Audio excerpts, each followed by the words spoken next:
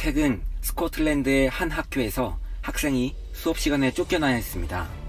I wasn't making discrimination. I'm simply saying there are two genders, male and female. Yeah. Anything else is a personal identification. I'm sorry, but you chose to make an issue of making a point which is contrary to. 또한 미국의 한 목사님들은 처벌을 받기도 하였습니다.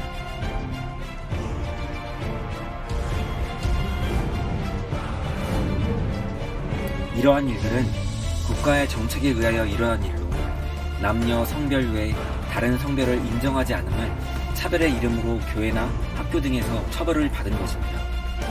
이러한 일들이 우리나라에도 진행되고 있다는 것을 우리 교회는 알고 계시나요? 아니, 어느 정도까지 가까이 와 있는지 혹시 우리 교회는 인식하고 계시나요? 하는 경기도의회 성평등 기본조례 인천의 인권조례가 또다시 제정. 학생인권조례 제정 촛불시민연대의 항의식. 건전한 시민 역차별하는 동성애. 성소수자에 대한 인권 보호와 소수의 교회를 필두로 인권 차별 금지를 앞세워 동성애를 주장하는 성평등 조례들을 힘겹게 막아내기도 하지만 속속히 통과되고 있습니다. 이 성평등 정책이 문제가 되는 이유는 하나님의 가정과 교회의 붕괴를 야기하기 때문인데요. 그 예로 헌법 36조 1항을 2017년 8월 국회에서 개정하려는 시도가 있었습니다. 남자와 여자를 기초로 가정이 성립된다는 헌법인 양성평등에서 성평등으로 바꾸는 시도를 한 것입니다. 양성평등은 남과 여를 뜻하지만 성평등은 수십 가지의 사회적 성을 말합니다. 이 교묘한 워드플레이인 성평등 정책은 일부 서구 사회의 젠더 정책과 같은 의미로 주로 사회주의자들에 의해 제정되었는데요. 많은 문제가 나타나고 있습니다. Tailor your gender profile any way you want. For some people, it's too much to handle. I come from, you're either male or you're female. Have I been living in a hole? I can't imagine that there's 58 different ways to gender categorize. 보신 영상처럼 젠더란 성별이 남자와 여자의 두 가지가 아닌 후천적으로 수십 가지가 길러진다는 사회학적인 성입니다. 예를 들어서 젠더 플로이드는 아침에는 여자였다가 기분이 나빠지면 저녁에는 남자가 되고, 데미젠더는 자신을 반은 남성, 반은 여성이라고 주장하고, 인터젠더는 남성과 여성 사이에 있는 성별이고, 옴니젠더는 자신을 수십 가지 모든 성을 인식한다고 말합니다. 이러한 성이 30여 개에서 50여 개까지 있다고 합니다. 이러한 젠더 이퀄리티, 즉 성평등 정책이 꾸준하게 국가에서 지자체로 내려와 이제 우리 지역과 가정의 피부까지 닿게 된 것입니다. 그 역사를 간략하게 살펴보면 다음과 같습니다. 2007년부터 진보 정당에서 수차례 발의된 차별금지법, 그리고 같은 해 정부 부처인 여성가족부가 양성평등 기본계획에 성평등을 삽입 시도하였습니다. 참고로 이야기하면 여성가족부의 영문 이름은 보시는 것처럼 woman 또는 female이 아닌 젠더 평등을 사용합니다. 이상하죠? 그러다 끝내 2018년 8월 7일 양성평등을 성평등으로 바꾼 NAP 정책이 수많은 시민과 목회자들의 혈서를 쓴 반대에도 불구하고 국무회의에서 통과되었습니다.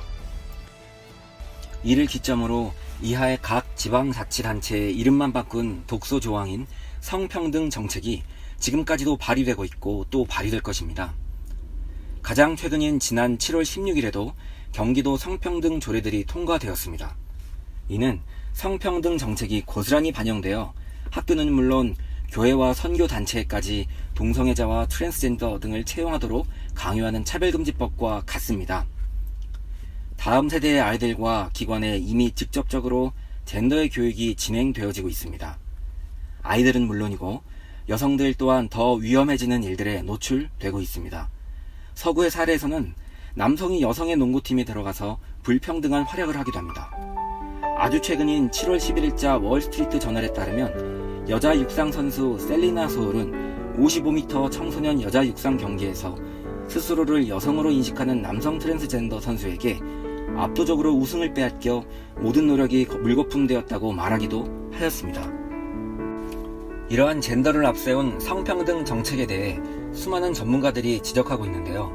최근 7월 9일 대전에서 있었던 성평등 포럼에서 그 입을 모았습니다.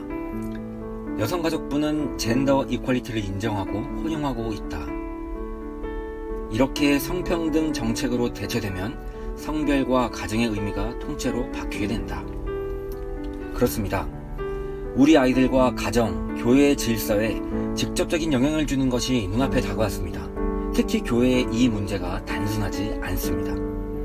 단순히 생각의 다름, 정책의 다름이 아니라 남녀가 결합한 가정은 하나님께서 디자인하고 규정하신 교회의 출발점이기 때문입니다. 에베소서 5장 24절에서 25절을 보면은 남편과 아내의 역할을 규정된 부분이 나옵니다. 아내는 교회가 예수 그리스도께 순종하듯 하고 남편은 아내를 위하여 죽기까지 목숨 내어주듯 사랑하라. 에베소서 5장 31에서 32절은 남녀의 부부가 교회의 큰 비밀이라고까지 말을 합니다. 그러므로 사람이 부모를 떠나 그의 아내와 합하여 그 둘이 한 육체가 될지니 이 비밀이 크도다. 나는 그리스도와 교회에 대하여 말하노라. 아멘. 남자와 남자, 여자와 여자 또는 자기 마음대로 성을 규정하는 것이 아니라 남자와 여자라는 생물학적 성뿐만 아니라 부부간의 역할까지 하나님께서 디자인하고 규정하셨다. 그리고 남녀 부부가 거룩하고 흠없는 교회의 모델이다 라고 말씀하시는 것입니다. 따라서 사단이 공격하기 가장 효과적인 출발 지점이 바로 가정이며 남과 여의 정체성 혼란은 전략적인 전면전임을 우리 교회가 인식하지 않으면 안 되는 것입니다. 미국의 데이비드 윌커슨 목사님은 성의 주도권을 인간이 갖는 것은 가정과 교회에 대한 문제로 직결된다며 이렇게 말씀하셨습니다. 가정과 교회가 무너지면 도덕적 산사태에 맞설 힘이 없다. 양심과 정확한 진리 앞에서 교회라면은 반드시 이 성평등 정책이 악하고 반대해야 할 일이라고 또렷하게 말해야 합니다. 지금 온건하고 적법한 1인 시위 그리고 전단지로 이 일들에 대해서 알리는 사람들이 있습니다. 또한 근본적 진리를 대적하는 성평등 조례안에 대해서 반대하는 경기도민들이 교회를 중심으로 참여하고 있습니다. 이제 할 수 있는 교회의 역할을 찾아 하나님 앞에서 우리 교회가 적극적으로 반응할 때입니다.